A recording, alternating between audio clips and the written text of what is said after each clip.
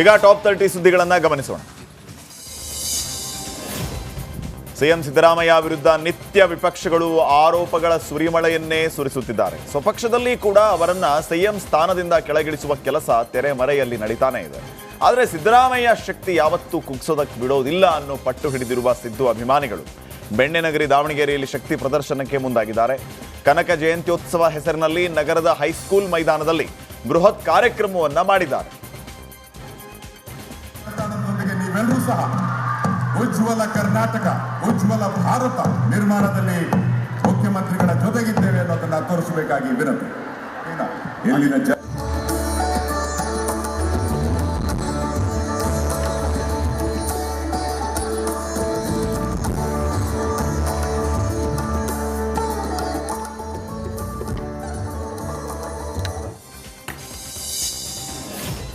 ಸಿದ್ದು ಸರ್ಕಾರದ ವಿರುದ್ಧ ದಳಪತಿ ಮತ್ತೆ ಕಮಿಷನ್ ಬಾಂಬ್ ಎಸೆದಿದ್ದಾರೆ. ಕಾಂಗ್ರೆಸ್ ಅವಧಿಯಲ್ಲಿ 60% ಲಂಚ ಪಡೆದಿದ್ದಾರೆ. ಇದನ್ನ ಕಾಂಗ್ರೆಸ್ ಪಕ್ಷದ ಕಾರ್ಯಕರ್ತರೇ ಒಪ್ಪಿಕೊಂಡಿದ್ದಾರೆ ಅಂತ ಹೇಳಿ ಹೊಸ ಬಾಂಬ್ ಅನ್ನ ಸಿಡಿಸಿದ್ದಾರೆ. ಹಣ ಲೂಟಿ ಮಾಡುವುದಕ್ಕೆ ಸರ್ಕಾರದಲ್ಲಿ ಇತಿಮಿತಿ ಇಲ್ವಾ ಅಂತ ಗುಡುಗಿದ್ರು. ಕಾಂಗ್ರೆಸ್ ಸರ್ಕಾರದ ವಿರುದ್ಧ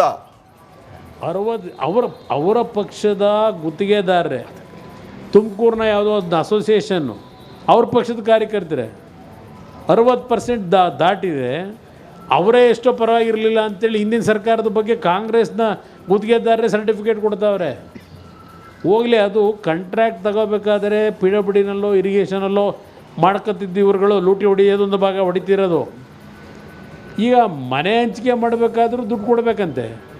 ಹಿಂದೆ ಅವನ PDO ಗಿಡಿಒ ತಗೊಳ್ಳೋನು 1,20,000 ರೂಪಾಯಿಗೆ ಕಮಿಷನ್ ಅಲ್ಲಿ ಆ ಊರು ಹಳ್ಳಿಲಿ ಆ PDO ಇವರನ್ನು ತಗೊಳ್ಳೋನು. ಈಗ ವಿಧಾನಸೌಧದಲ್ಲೇ ಶುರು ಆಗೋಯ್ತು. ಈಗ ಮಂತ್ರಿಗಳಿಗೆ ಕೊಟ್ಟು ಮನೆ ರಿಲೀಸ್ ಮಾಡಿಸ್ಕೋಬೇಕು. ಇನ್ನು ಹಲವಾರು ಇಲಾಖೆಯಲ್ಲಿ ದುಡ್ಡು ತರಬೇಕಾದ್ರೆ ಮೊದಲು ಪರ್ಸೆಂಟೇಜು ಮಂತ್ರಿ ಕೊಟ್ಟು ಆಮೇಲೆ ದುಡ್ಡು ರಿಲೀಸ್ ಆಗಬೇಕು. ಸೊ ಈಗ ಪ್ರತಿಯೊಂದರಲ್ಲೂ ಫಿಕ್ಸ್ ಆಗೋಗಿದೆಯಲ್ಲ 60. ಕಾಂಗ್ರೆಸ್ ಸರ್ಕಾರದ ವಿರುದ್ಧ 60% ಕಮಿಷನ್ ಆರೋಪ ಮಾಡಿದ ಕೇಂದ್ರ ಸಚಿವ ಕುಮಾರಸ್ವಾಮಿ ವಿರುದ್ಧ ಸಿಎಂ ಗುಡುಗಿದ್ದಾರೆ. ಕುಮಾರಸ್ವಾಮಿ ಆರೋಪ ಮಾಡಿದರೆ ಅದಕ್ಕೆ ಸಾಕ್ಷ್ಯ ನೀಡಲಿ ಅಂತ ಸಿಎಂ ಸವಾಲ್ ಹಾಕಿದ್ದಾರೆ. ಕೇವಲ ಆರೋಪ ಮಾಡೋದಲ್ಲ, ಅದಕ್ಕೆ ಪೂರಕ ದಾಖಲೆ ಇಟ್ಕೊಂಡು ಆರೋಪ ಮಾಡಬೇಕು ಅಂತ ಸವಾಲ್ ಹಾಕಿದರು. KSRTC ಬಸ್ ದರ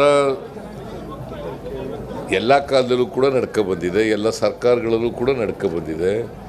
ಬಿಕಾಸ್ ಅಲ್ಲಿ ನೌಕರರ ಸಂಬಳ ಜಾಸ್ತಿ ಆಗ್ತದೆ, ಡೀಸೆಲ್ ಬೆಲೆ ಜಾಸ್ತಿ ಆಗ್ತದೆ, ಬಸ್ಸಿನ ಕೊಂಡ್ಕೊಳ್ತಕ್ಕಂಥದ್ದು ಬಸ್ಸಿನ ಬೆಲೆ ಕೂಡ ಜಾಸ್ತಿ ಆಗ್ತಾ ಇರ್ತದೆ, ಮತ್ತು ಇನ್ಫ್ಲೇಷನ್ ಕೂಡ ಇರ್ತದೆ. ಸೊ ನಾವು ಬೆಲೆ ಏರಿಸಿ ಬಸ್ ದರ ಏರಿಕೆ ಮಾಡಿರುವ ಬಗ್ಗೆ ಸಿಎಂ ಸಿದ್ದರಾಮಯ್ಯ ಸಮರ್ಥಿಸಿಕೊಂಡಿದ್ದಾರೆ. ಎಲ್ಲಾ ಕಾಲದಲ್ಲೂ ಎಲ್ಲ ಸರ್ಕಾರದಲ್ಲೂ ದರ ಜಾಸ್ತಿ ಆಗ್ತಿದೆ.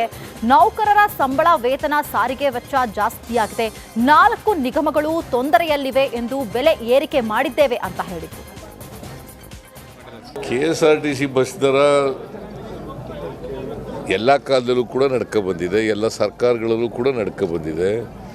ಬಿಕಾಸ್ ಅಲ್ಲಿ ನೌಕರರ ಸಂಬಳ ಜಾಸ್ತಿ ಆಗ್ತದೆ, ಡೀಸೆಲ್ ಬೆಲೆ ಜಾಸ್ತಿ ಆಗ್ತದೆ, ಬಸ್ಸಿನ ಕೊಂಡ್ಕೊಳ್ತಕ್ಕಂಥದ್ದು ಬಸ್ಸಿನ ಬೆಲೆ ಕೂಡ ಜಾಸ್ತಿ ಆಗ್ತಾ ಇರ್ತದೆ, ಮತ್ತು ಇನ್ಫ್ಲೇಷನ್ ಕೂಡ ಇರ್ತದೆ. ಸೊ ನಾವು ಬೆಲೆ ಏರಿಸಿ 5 ವರ್ಷಗಳ ಹಿಂದೆ 2000 ಇಸ್ವಿನಲ್ಲಿ ಬೆಲೆ ಏರಿಸಿ ಇದ್ದು ಬೆಲೆ. ಕೆಪಿಸಿಸಿ ಅಧ್ಯಕ್ಷ ಹುದ್ದೆ ಬದಲಾಗುತ್ತೆ ಅನ್ನೋ ಬಗ್ಗೆ ಸಿದ್ದರಾಮಯ್ಯ ದಾವಣಗೆರೆಯಲ್ಲಿ ಪ್ರತಿಕ್ರಿಯೆ ನೀಡಿದ್ದಾರೆ. ಬದಲಾವಣೆ ಬಗ್ಗೆ ಹೈಕಮಾಂಡ್ ನಿರ್ಧಾರ ಮಾಡುತ್ತೆ ಅಂತ ಹೇಳಿದರು. ಇನ್ನು ಡಿನ್ನರ್ ಪಾರ್ಟಿ ಬಗ್ಗೆಯೂ ಕೂಡ ಪ್ರತಿಕ್ರಿಯೆಯನ್ನು ನೀಡಿದರು. ನಾವು ಊಟಕ್ಕೆ ಸೇರೋದು ತಪ್ಪಾ ಅಂತ ಪ್ರಶ್ನೆ ಮಾಡಿದರು. ನಾವು ಸೇರಿಸಿದ್ರೆ ರಾಜಕೀಯ ಬಣ್ಣ ಕಟ್ತೀರಾ, ಡಿನ್ನರ್ ವೇಳೆ ರಾಜಕೀಯ ಚರ್ಚೆ ಆಗಿಲ್ಲ ಅಂತ ಹೇಳಿದರು. ಹೈಕಮಾಂಡ್ನವರು ತೀರ್ಮಾನ ಮಾಡೋದು, ನಾವಲ್ಲ ಮಾಡೋದು. KPCC ಅಧ್ಯಕ್ಷರದು, ಚೀಫ್ ಮಿನಿಸ್ಟರ್ದು ಎಲ್ಲ ಹೈಕಮಾಂಡ್ನವರು ಏನು ತೀರ್ಮಾನ ಮಾಡ್ತಾರೆ ಅದು. ಯಾವ್ದು ಖಾಲಿ ಇದ್ದಾವೆ ಹೈಕಮಾಂಡ್ನವರು ತೀರ್ಮಾನ ಮಾಡೋದು, ನಾವಲ್ಲ ಮಾಡೋದು. ಸಂವಿಧಾನ ದಿನಾಚರಣೆ ಹಿನ್ನೆಲೆ ರಾಜ್ಯ ದಲಿತ ಹಿಂದುಳಿದ ಅಲ್ಪಸಂಖ್ಯಾತ ಸಮಿತಿಯಿಂದ ಸಂವಿಧಾನ ದಿನಾಚರಣೆಯನ್ನ ಆಚರಣೆ ಮಾಡಲಾಗಿದೆ. ವಿಧಾನಸೌಧದಿಂದ ಫ್ರೀಡಂ ಪಾರ್ಕ್ ವರೆಗೂ ಕಾಲ್ನಡಿಗೆಯಲ್ಲಿ ನಾಯಕರು ಆಗಮಿಸಿದ್ರು. ಮಾಜಿ ಸಿಎಂ ಯಡಿಯೂರಪ್ಪ ಕಾರ್ಯಕ್ರಮವನ್ನ ಉದ್ಘಾಟನೆ ಮಾಡಿದ್ರು. ಕಾರ್ಯಕ್ರಮದಲ್ಲಿ ಶಾಸಕ ಶೈಲೇಂದ್ರ ಬೆಲೆದಾಳೆ, ಮಾಜಿ ಶಾಸಕ ವೈ ಸಂಪಂಗಿ, ರೇಣುಕಾಚಾರ್ಯ, ಹರತಾಳ್, ಹಾಲಪ್ಪ ಸೇರಿದಂತೆ ದಲಿತ ಸಂಘಟನೆಯ ಮುಖಂಡರು ಭಾಗಿಯಾಗಿದ್ದರು. ಇನ್ನು ಈ ಕಾರ್ಯಕ್ರಮದಲ್ಲಿ ಮಾಜಿ ಸಿಎಂ ಬಿಎಸ್ ಯಡಿಯೂರಪ್ಪ ಕಾಂಗ್ರೆಸ್ನ ವಿರುದ್ಧ ಆಕ್ರೋಶವನ್ನ ವ್ಯಕ್ತಪಡಿಸಿದರು. ಮೋದಿ ಅವರು ಅಂಬೇಡ್ಕರ್ ಅವರ ಬಗ್ಗೆ ಸಾಧನೆಯ ಬಗ್ಗೆ ಗೌರವ ನೀಡುವ ಕೆಲಸ ಮಾಡ್ತಾ ಇದ್ದಾರೆ. ಜಮ್ಮು ಕಾಶ್ಮೀರ ವಿಶೇಷ ಸ್ಥಾನಮಾನ ರದ್ದು ಮಾಡಿ ಸಂವಿಧಾನ ಹಾಗೂ ಸಮಾನತೆ ಗೌರವ ನೀಡಿದ್ದಾರೆ. ಆದರೆ ಕಾಂಗ್ರೆಸ್ ಅಂಬೇಡ್ಕರ್ ಅವರನ್ನ ಅವಮಾನಿಸಿದೆ ಅಂತ ಗುಡುಗಿದರು. ನಿಮಗೆಲ್ಲ ಭಾರತ ರತ್ನ ಡಾಕ್ಟರ್ ಬಾಬಾ ಸಾಹೇಬ್ ಅಂಬೇಡ್ಕರ್ ಅವರ ನೇತೃತ್ವದಲ್ಲಿ ರಚನೆಗೊಂಡ ನಮ್ಮ ಸಂವಿಧಾನ ಜಗತ್ತಿನಲ್ಲೇ ಅತ್ಯಂತ ಶ್ರೇಷ್ಠ ಸಂವಿಧಾನ ಅನ್ನೋದು ನಿಮಗೆಲ್ಲ ಗೊತ್ತಿರುವಂಥ ಸಂಗತಿ. ಭಾರತದಂತಹ ವೈವಿಧ್ಯಮಯ ರಾಷ್ಟ್ರವನ್ನ ಇಲ್ಲಿನ ಬಹುವಿಧ ಭಾಷೆ, ಸಂಸ್ಕೃತಿ, ಸಮುದಾಯಗಳನ್ನು ಒಟ್ಟುಗೂಡಿಸಿ ಒಂದು ಅದ್ವಿತೀಯ ಪ್ರಜಾತಾಂತ್ರಿಕ ಶಕ್ತಿಯನ್ನಾಗಿ ಹಿಡಿದಿಟ್ಟಿರುವುದೇ ನಮ್ಮ ಸಂವಿಧಾನ. ನ್ಯಾಯ, ಸಮಾನತೆ ಮತ್ತು ಧರ್ಮ ನಿರಪೇಕ್ಷತೆಯ ಮೌಲ್ಯಗಳು ನಮ್ಮ ಸಂವಿಧಾನದ ಸದಾಶಯವಾಗಿದೆ. ಭಾರತ ಗುತ್ತಿಗೆದಾರ ಸಚಿನ್ ಪಾಂಚಾಳ ಆತ್ಮಹತ್ಯೆ ಪ್ರಕರಣಕ್ಕೆ ಸಂಬಂಧಿಸಿ ವಿಜಯಪುರದಲ್ಲಿ ಯತ್ನಾಳ್ ವಿಜಯೇಂದ್ರ ವಿರುದ್ಧ ವ್ಯಂಗ್ಯವಾಡಿದ್ದಾರೆ. ವಿಜಯೇಂದ್ರ ಅವರ ನೇತೃತ್ವದಲ್ಲಿ ಹೋರಾಟವೆಂದು ಎಲ್ಲೆಡೆ ಬೋರ್ಡ್ ಹಾಕಿದ್ರು. ಆದರೆ ಪಾಪ ವಿಜಯೇಂದ್ರ ಅವರಿಗೆ ಏನ್ ಕೆಲಸ ಇತ್ತು ಗೊತ್ತಿಲ್ಲ, ಬಂದಿಲ್ಲ ಅಂತ ಟೀಕಿಸಿದ್ದಾರೆ. ನೀವು ನಾನು ಹಾದಿಯಾಗಿ ಹಿಡಿತೀರಿ, ಏನು ಮಾಡ್ತೀರಿ? ನಿನ್ನೆ ಕಲಬುರಗಿಯಲ್ಲಿ ಪ್ರಿಯಾಂಕ್ ಖರ್ಗೆ ವಿರುದ್ಧ ಪ್ರತಿಭಟನೆ ಆಯಿತು. ವಿಜೇಂದ್ರ ಅವರು ಇರಲಿಲ್ಲ, ನೀವಿರಲಿಲ್ಲ. ಅಲ್ಲ, ವಿಜೇಂದ್ರ ಅವರ ನೇತೃತ್ವದಲ್ಲೇ ಅಲ್ಲಿ ಎಲ್ಲ ಕಡೆ ಬೋರ್ಡ್ ಹಾಕಿದ್ರು. ಭವ್ಯ ಭಾರಿ ಪ್ರತಿಭಟನೆ ಅಂತ ಹೇಳಿದರು. ಪಾಪ ವಿಜೇಂದ್ರ ಅವ್ರಿಗೆ ಏನು ಕೆಲಸ ಇತ್ತೋ ಗೊತ್ತಿಲ್ಲ, ಬಂದಿಲ್ಲ ಅವರು. ಆದರೆ ನಾವು 3 ಕಡೆ ಕಾರ್ಯಕ್ರಮ ಆಗಿದೆ. ಕರ್ನಾಟಕ ವಕಫ್ ಒಂದು ಕಡೆ ಆಗಿದೆ, ಪ್ರಿಯಾಂಕಾ ಖರ್ಗೆ ಅವ್ರ ವಿರುದ್ಧ ಹೋರಾಟ ಆಗಿದೆ. ಅಲ್ಲೇನೋ ವಿಜೇಂದ್ರ ಅವರು ಅಲ್ಲಿ ಬಾಣಂತಿಯರ ಸಾವು ಏನದ ಶಿವಮೊಗ್ಗದಾಗ ಅಲ್ಲಿ ಪಾಲ್ಗೊಂಡಾರ. ನಿನ್ನೆ ಕಲಬುರಗಿಯಲ್ಲಿ ಪ್ರಿಯಾಂಕ್ ಖರ್ಗೆ ವಿರುದ್ಧ.